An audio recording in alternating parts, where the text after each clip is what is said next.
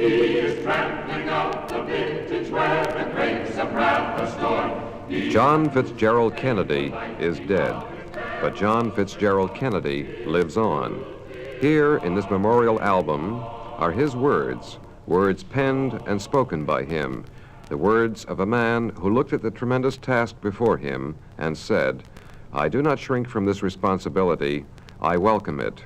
The man who becomes the president, who takes on the job of guiding the richest and most powerful nation on the face of the earth, begins his career in the presidency with words.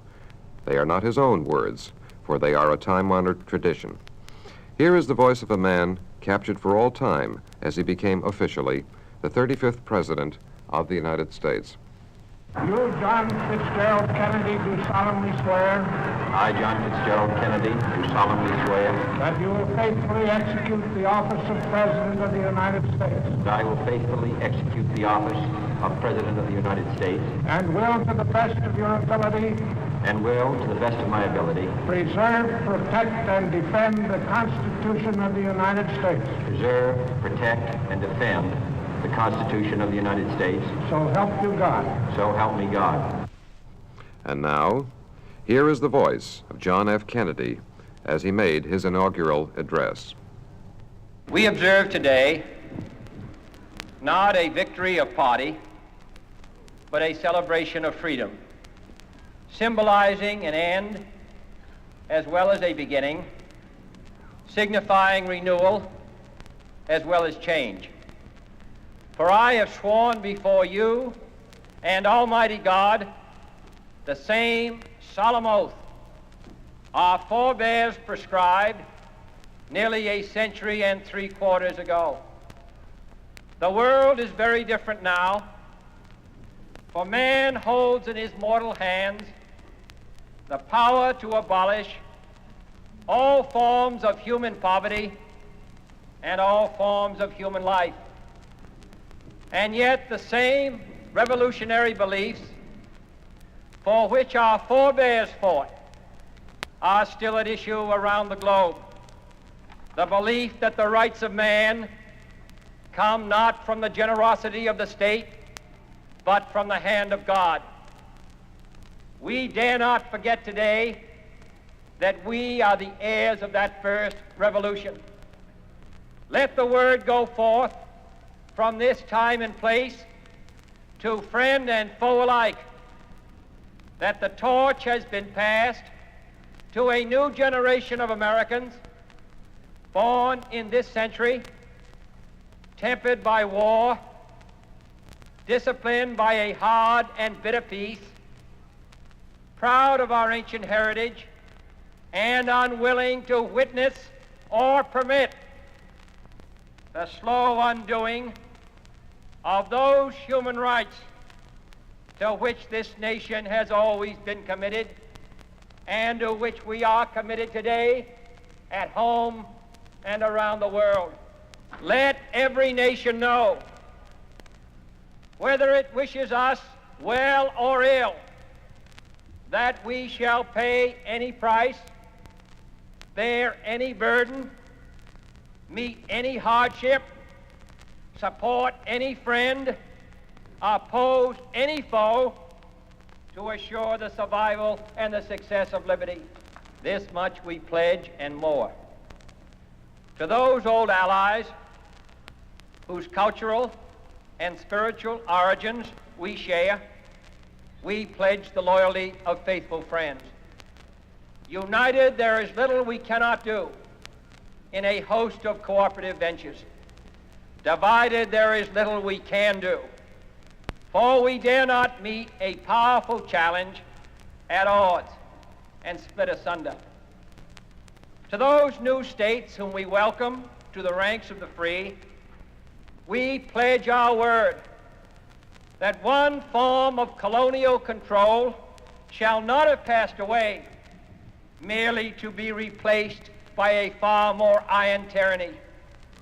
We shall not always expect to find them supporting our view, but we shall always hope to find them strongly supporting their own freedom, and to remember that in the past Those who foolishly sought power by riding the back of the tiger ended up inside. To those people in the huts and villages of half the globe struggling to break the bonds of mass misery, we pledge our best efforts to help them help themselves for whatever period is required, not because the communists may be doing it, not because we seek their votes, but because it is right.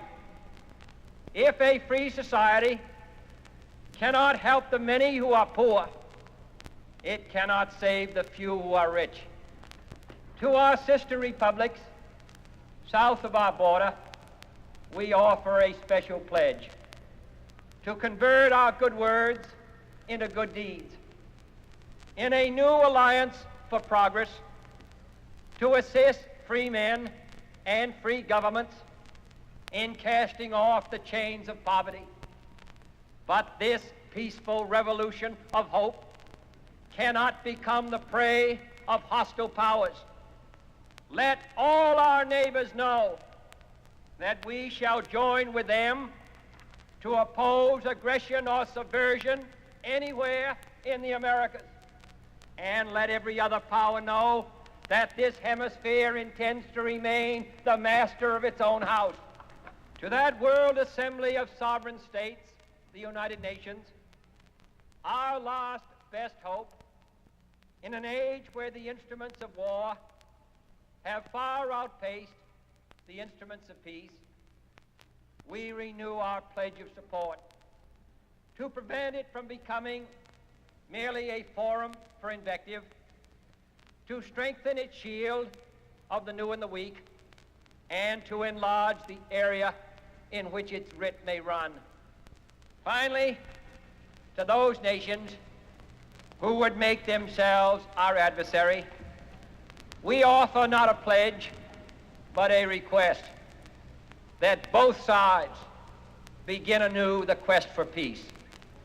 Before the dark powers of destruction, unleashed by science, engulf all humanity in planned or accidental self-destruction, we dare not tempt them with weakness, for only when our arms are sufficient beyond doubt can we be certain beyond doubt that they will never be employed. But neither can two great and powerful groups of nations take comfort from our present course, both sides overburdened by the cost of modern weapons, both rightly alarmed by the steady spread of the deadly atom, yet both racing to alter that uncertain balance of terror that stays the hand of mankind's final war. So let us begin anew, remembering on both sides that civility is not a sign of weakness, and sincerity is always subject to proof. Let us never negotiate out of fear, but let us never fear to negotiate. Let both sides explore what problems unite us, instead of belaboring those problems which divide us. Let both sides, for the first time, formulate serious and precise proposals for the inspection and control of arms, and bring the absolute power to destroy other nations under the absolute control of all nations. Let both sides seek to invoke the wonders of science instead of its terrors. Together, let us explore the stars, conquer the deserts, eradicate disease, tap the ocean depths, and encourage the arts and commerce. Let both sides unite to heed in all corners of the earth the command of Isaiah to undo the heavy burdens and let the oppressed go free. And if a beachhead of cooperation may push back the jungle of suspicion, let both sides join in creating a new endeavor, not a new balance of power, but a new world of law, where the strong are just and the weak secure and the peace preserved. All this will not be finished in the first 100 days, nor will it be finished in the first 1,000 days, nor in the life of this administration, nor even perhaps in our lifetime on this planet. But let us begin. In your hands, my fellow citizens, more than mine, will rest the final success or failure of our course. Since this country was founded, each generation of Americans has been summoned to give testimony to its national loyalty. The graves of young Americans who answered the call to service surround the globe. Now the trumpet summons us again, not as a call to bear arms, though arms we need, not as a call to battle, though in battle we are, but a call to bear the burden of a long twilight struggle, year in and year out, rejoicing in hope, patient in tribulation, a struggle against the common enemies of man, tyranny, poverty, disease, and war itself. Can we forge against these enemies a grand and global alliance, north and south, east and west, that can assure a more fruitful life for all mankind? Will you join in that historic effort? In the long history of the world, only a few generations have been granted the role of defending freedom in its hour of maximum danger. I do not shrink from this responsibility. I welcome it. I do not believe that any of us would exchange places with any other people or any other generation. The energy, the faith, the devotion which we bring to this endeavor will light our country and all who serve it. And the glow from that fire can truly light the world. And so, my fellow Americans, ask not what your country can do for you, ask what you can do for your country. My fellow citizens of the world, ask not what America will do for you, but what together we can do for the freedom of man. Finally, whether you are citizens of America or citizens of the world, ask of us here the same high standards of strength and sacrifice which we ask of you. With a good conscience, our only sure reward, with history the final judge of our deeds, let us go forth to lead the land we love, asking his blessing and his help, but knowing that here on earth, God's work must truly be our own.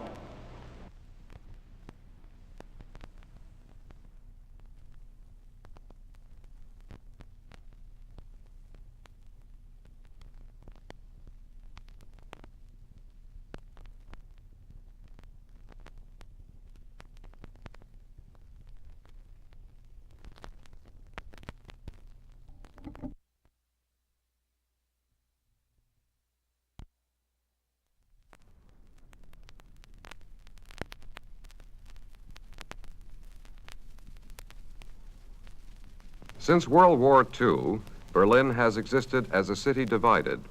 There is West Berlin, a showcase for a vigorous democracy in Germany, which has rebuilt a city from the bombed-out ruins left by the 8th Air Force and the RAF. There is East Berlin, the former Soviet zone, a city of shabby silence, a propped-up showcase for the socialistic policies of a people's democracy, a place where the marching feet of the Volkspolizei recall the marching feet of stormtroopers. On August 13th, 1961, the division of Berlin became cruel fact. Backstopped by the Soviet Union, troops of East Germany moved in to set up barbed wire barricades between the East and West zones, and later a permanent concrete barrier to cut off the escape routes. The eyes of the world were on President Kennedy. Would America retreat from Berlin? Would the United States bow to the rocket-rattling tactics of Nikita Khrushchev? These were the words of John F. Kennedy in July 1961. It would be a mistake for others to look upon Berlin because of its location as a tempting target. The United States is there. The United Kingdom and France are there. The pledge of NATO is there.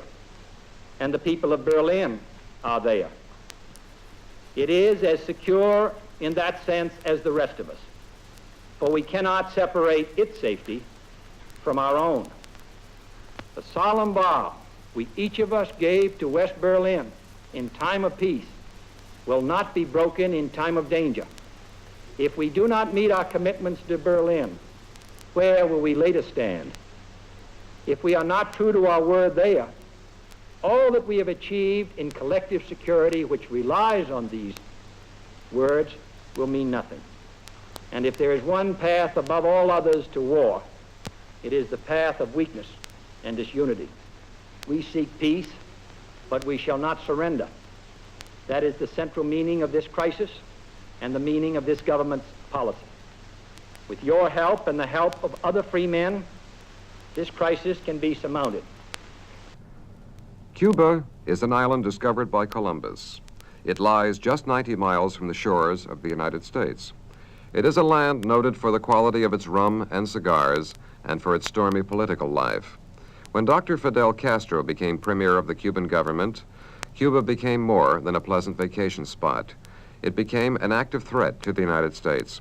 Cuba had moved into the orbit of Soviet communism, led by Castro and his bearded followers. In 1961, following the seizure of $1 billion worth of American property in Cuba, the United States broke off diplomatic relations with the Castro government. By the fall of 1962, the threat from Cuba, following an unsuccessful attempt at counter-revolution, was clear and present. President Kennedy took a daring step, a blockade of Cuba, and a demand to the Soviet Union to remove its rocket hardware from the island. His speech to the nation was one of the boldest ever made by an American president in a time of peace. Here are excerpts from President Kennedy's Cuban crisis speech of October 1962. As evidence of this rapid offensive buildup was already in my hand, Soviet Foreign Minister Gromyko told me in my office that he was instructed to make it clear once again, as he said his government had already done, that Soviet assistance to Cuba, and I quote, pursued solely the purpose of contributing to the defense capabilities of Cuba, unquote. Neither the United States of America nor the world community of nations can tolerate deliberate deception and offensive threats on the part of any nation, large or small. We no longer live in a world where only the actual firing of weapons represents a sufficient challenge to a nation's security to constitute maximum peril. Nuclear weapons are so destructive and ballistic missiles are so swift that any substantially increased possibility of their use or any sudden change in their deployment may well be regarded as a definite threat to peace. In violation of Soviet assurances and in defiance of American and hemispheric policy, this sudden, clandestine decision to station strategic weapons for the first time outside of Soviet soil is a deliberately provocative and unjustified change in the status quo, which cannot be accepted by this country if our courage and our commitments are ever to be trusted again by either friend or foe. Our policy has been one of patience and restraint, as befits a peaceful and powerful nation which leads a worldwide alliance. We have been determined not to be diverted from our central concerns by mere irritants and fanatics. But now further action is required, and it is underway, and these actions may only be the beginning. We will not prematurely or unnecessarily risk the course of worldwide nuclear war, in which even the fruits of victory would be ashes in our mouth. But neither will we shrink from that risk at any time it must be faced.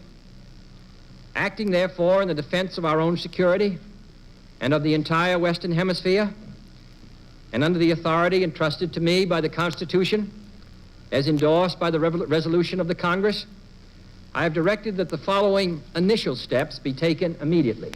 First, to halt this offensive buildup, a strict quarantine on all offensive military equipment under shipment to Cuba is being initiated.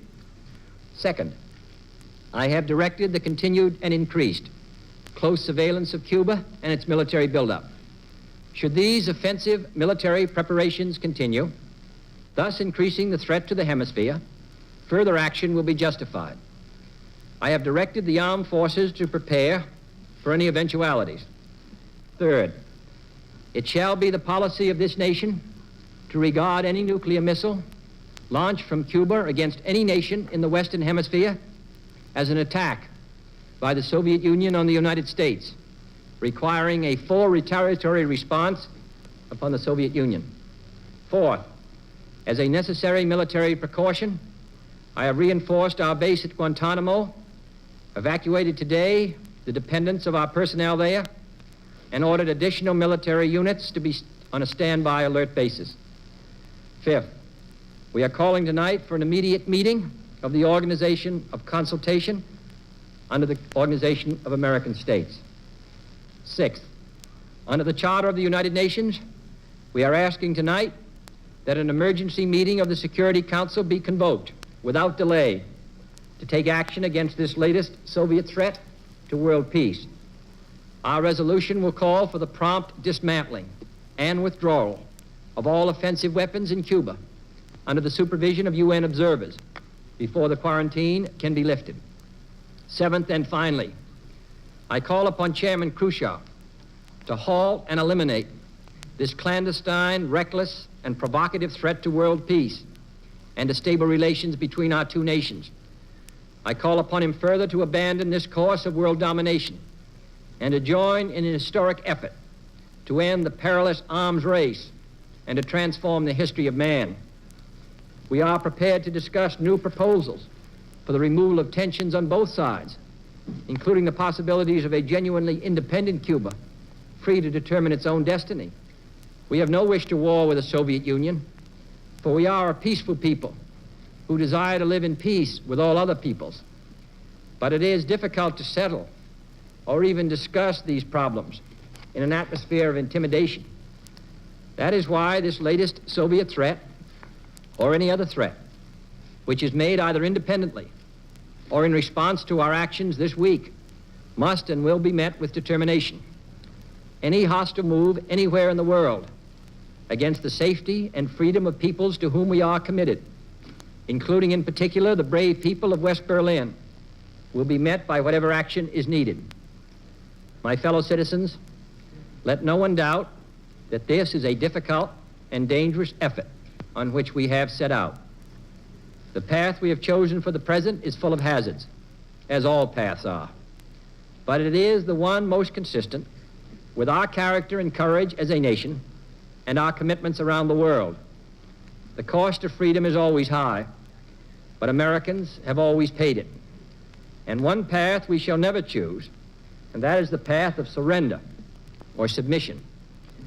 Our goal is not the victory of might, but the vindication of right. Not peace at the expense of freedom, but both peace and freedom here in this hemisphere, and we hope around the world. God willing, that goal will be achieved. The city of Dallas, Texas, was just one of many American cities to which John F. Kennedy, as president, had traveled. Dallas is a business and commercial center in the Southwest, a city with frontier traditions and oil millionaires. Close to Dallas is a neighboring city, Fort Worth. For years, there has been a rivalry with Dallas, expressed in everything from football gridirons to jet airports. It was to a fateful rendezvous that John F. Kennedy came in the 11th month of the year 1963, when he chose to visit Fort Worth and Dallas. But, as ever, his young vigor impressed all who met him. Here are excerpts from the last public speeches made by President Kennedy, only 2 hours before a bullet fired from a mail-order gun silenced him forever. In 1990, your sons, daughters, grandsons, and grandchildren will be applying to the colleges of this state in a number 3 times what they do today. Our airports will serve 5 times as many passenger miles. We will need housing for 100 million more people, and many times more doctors and engineers and technicians than we are presently producing. That is why we're trying to do more in these areas. As in the 30s, Albert Thomas and Franklin Roosevelt and others did those things which make it possible for not only Texas, but the entire United States to prosper and grow as we do in the 1960s. In 1990, the age of space will be entering its 2nd phase, and our hopes in it to preserve the peace, to make sure that in this great new sea, as on Earth, the United States is second to none.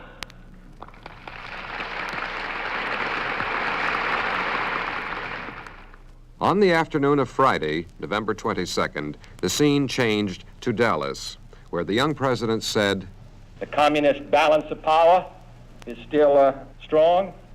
The balance of power is still on the side of freedom. We are still the keystone and the arch of freedom, and I think we will continue to do as we have done in our past, our duty. I'm confident, as I look to the future, that our chances for security, our chances for peace are better than they've been in the past. And the reason is because we're stronger. And with that strength is a determination to not only maintain the peace, but also the vital interests of the United States. To that great cause, Texas and the United States are committed. John F. Kennedy, born May 29, 1917, died November 22, 1963. Now he belongs to history. But the work he started, his fight for the freedom of all Americans, his struggle for greater understanding among the nations of the hemisphere and the world, his warmth and his greatness, these will live on.